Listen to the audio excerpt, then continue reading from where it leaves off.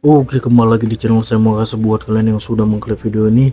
Kali ini pembahasan kita terkait Reza Indragiri yang coba menyenggol atau menjatuhkan Gibran Rakabuming Raka, wakil presiden kita sekarang ya. Langsung disekaman oleh DJ Anadendra Jenderal ya kan. Kita lihat gimana videonya. Sebelum kita ke video, bantu subscribe buat channel saya. Mau subscribe, tidak tunggu lama, kita ke video langsung. Let's go. Assalamualaikum warahmatullahi wabarakatuh, selamat pagi semuanya. Saya ingin membahas tentang seorang profesor yang menyinyiri Mas Gibran. Kita lihat cuplikan sang profesor dulu. Pak Gibran ini pakai kata Pak beneran tidak saya untuk mengatakan begitu ya? Mas aja lah ya, Mas Gibran. Ya boleh lah gitu. Kualitasnya di mana? Kapasitasnya di mana? Reputasinya seperti apa? Betul. Dan sanggupkah kita membayangkan dia akan meninggalkan legacy suatu saat nanti? Keraguan-raguan saya, atau bahkan ketidakmampuan saya menjawab rentetan pertanyaan saya itu sendiri, yang membuat saya sesungguhnya enggan gitu, untuk katakanlah meninjau 100 hari pemerintahan Prabowo Gibran. Ketika kita merasa bahwa kita punya ilmu yang hebat, yang keren, kita dikenal oleh masyarakat, maka kita merasa bahwa orang lain itu kecil. Orang lain itu tidak setara dengan kita.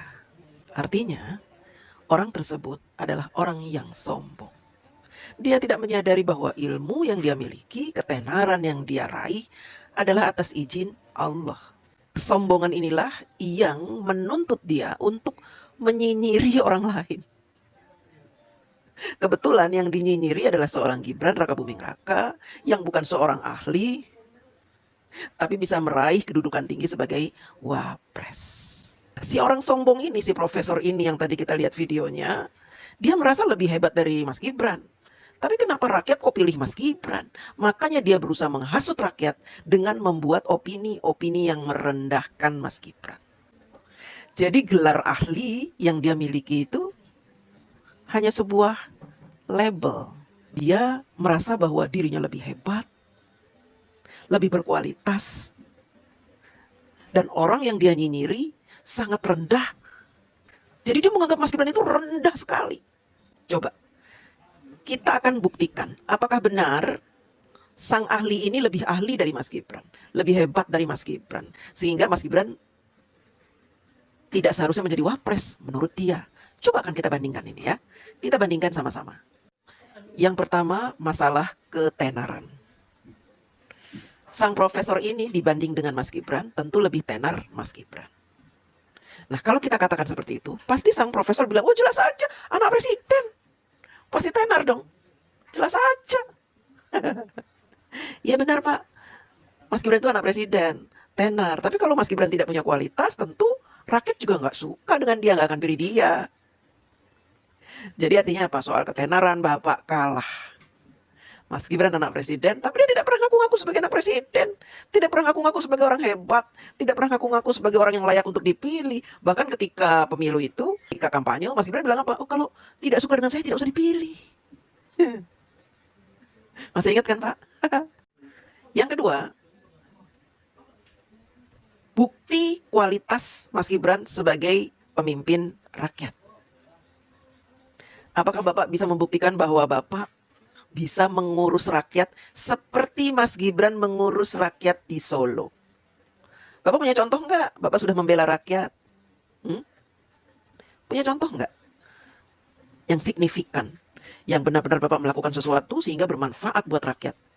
Ketika Bapak membela 7 terpidana kasus Vina saja, Bapak tidak mampu melakukan apapun. Seorang ahli tapi tidak bisa meyakinkan hakim untuk membebaskan 7 terpidana kasus Vina yang notaben adalah korban fitnah. Mas Gibran punya bukti bagaimana dia mengurus rakyat Solo sehingga Solo menjadi keren, Pak.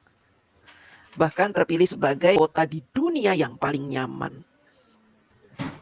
Rakyat Solo juga mengakui itu, Pak. Kalau 100 hari pemerintahan Prabowo, oke lah. Dan bahkan juga banyak membicarakan itu. Iya, oke lah.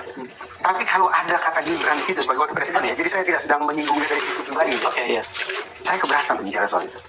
Dari 2 hal itu saja, Bapak udah kalah set. Ya. Jadi keahlian Bapak itu sebenarnya nggak ada seujung kuku dari apa yang dimiliki oleh Mas Gibran.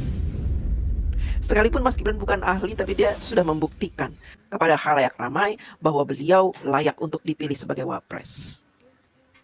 Sementara Bapak, siapa Bapak? Saya ini orang yang awalnya antusias merespon ketika terwartakan di media bahwa Wapres Gibran itu punya nomor WhatsApp khusus. Ya, Online, lapor Mas Wapres atau apa sih di sini. Silakan dicek, saya simpan di WhatsApp saya. Dari sekian banyak WhatsApp yang saya kirim, itu yang centang 2 dan akhirnya direspon. Sekali itu pun saya ragu, ini yang menjawab manusia Atau robot? atau robot atau reply. Kalau mengharapkan Gibran langsung yang membalas seperti tidak Ya mungkin. mewah lah Ya, ya. saya paling tidak ada mungkin stafnya yang merespon. Tapi izinkan saya itu pun ragu. Mas Wapres membuat kanal laporan masyarakat. Itu sebenarnya hal yang sangat bagus, Pak Ahli. Kemudian saya coba lewat email, ada alamat emailnya. Sampai hari ini pun tidak dibalas. Bahkan auto reply pun tidak ada. Lebih parah kan berarti? Iya. Hanya saja karena Bapak ingin menjatuhkan Mas Gibran, Bapak menyelidiki sendiri apakah kanal tersebut memang bisa digunakan atau tidak. Lalu Bapak melakukan laporan lewat WhatsApp, email, bahkan Bapak datang ke kantor Wapres. Jadi untuk apa sebetulnya ini saluran ini, kanal ini dibuat? Kalau misalnya kelihatannya seperti itu. Tidak tahu saya. Ini hanya sekedar untuk mencoba meyakinkan publik bahwa Gibran barangkali bekerja, punya inisiatif untuk membangun kanal komunikasi dengan masyarakat. Ya. Tetapi ya jangankan bicara solusi, bicara tentang bagaimana kemudian Istana Wakil Presiden Gibran itu menanggapi laporan pun menurut saya tidak baik. Tujuannya saya tahu, bukan Bapak untuk melapor. Bapak ini kan sudah seorang ahli, hidup Bapak sudah berkelimpahan, sudah nyaman, penghasilan Bapak besar, tenar Bapak, setiap dipanggil di channel-channel Bapak dibayar. Bapak ngapain menggunakan kanal itu? Bapak mau berkeluh kesah apa? Yang memang harus segera dijawab. Berkeluh kesah apa, Pak? Kabarnya kan kita bisa datang langsung ke Istana Wakil Presiden. Kuota 50 pelapor per hari. Saya coba lah. Kita daftar. Di situ ternyata ada menu. Tanggal berapa, bulan berapa, tahun berapa, saya punya kesempatan untuk menyampaikan laporan langsung. Sampai 2026, udah penuh, slotnya udah penuh. Kanal ini hanya digunakan untuk rakyat yang susah, Pak. Ya, yang ingin mengadu. Rakyat yang mungkin hidupnya tidak beruntung. Kalau Bapak udah beruntung hidupnya di Indonesia, Bapak boleh memprotes tanpa Bapak dilaporkan ke polisi.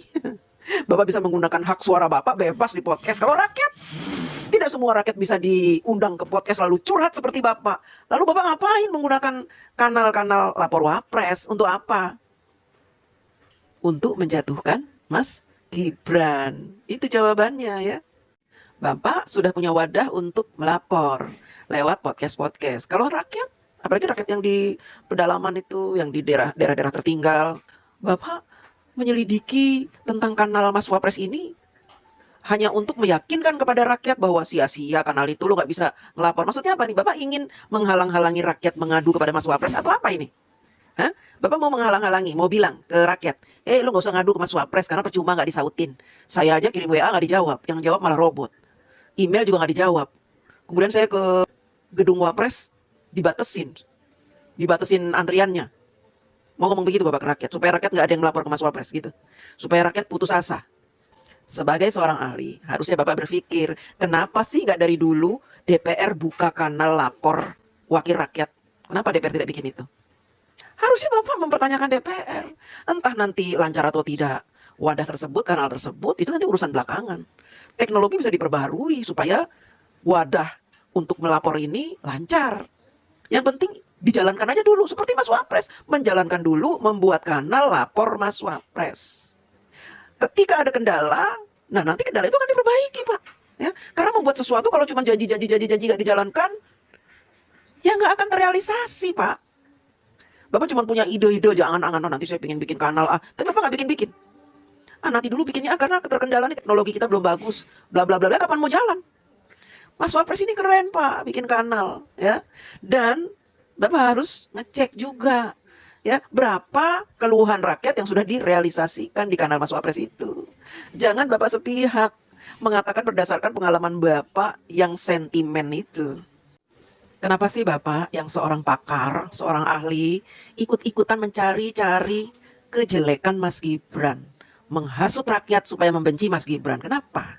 feeling bahwa Bapak ini sombong karena Bapak seorang ahli yang berilmu dan tenar, mungkin agak diselip-selipi sedikit tambahan bahwa Bapak mendengki terhadap kesuksesan Mas Gibran meraih kedudukan sebagai Wapres. Sehingga Bapak merasa perlu untuk menghasut rakyat agar membenci Mas Wapres. Jangan-jangan Bapak punya agenda nih, atau Bapak ada yang nyuruh nih, ya, nyuruh supaya apa? Nanti 2029 rakyat tidak ada yang mensupport Mas Gibran lagi. Gitu ya Pak. Mohon maaf Pak, rakyat sudah cerdas. Kita semua bisa membaca mimik, bisa membaca niat-niat orang yang tidak baik. Kita bisa membaca. Dan kita bisa melihat mana orang yang layak kita dukung, mana yang tidak. Kita juga bisa melihat ketulusan seorang pejabat. Dan Mas Gibran adalah orang yang sampai detik ini masih kami anggap orang yang tulus mengurus rakyat. Persetan dengan apa yang Bapak katakan bahwa Mas Gibran itu memalukan, legasinya nanti memalukan. Atau Bapak mengatakan bahwa Mas Gibran ini tidak layak menjadi Wapres karena kata-katanya tidak ada isinya. Persetan dengan itu semua, kami tidak butuh pemimpin yang bicaranya manis, yang kata-katanya hebat, kata-katanya menggebu-gebu, tapi tidak bisa merealisasikan itu semua. Kami hanya butuh pejabat yang bekerja. Oh gitu deh video, gimana menurut kalian? Sampai bertemu di video saya selanjutnya. Bye.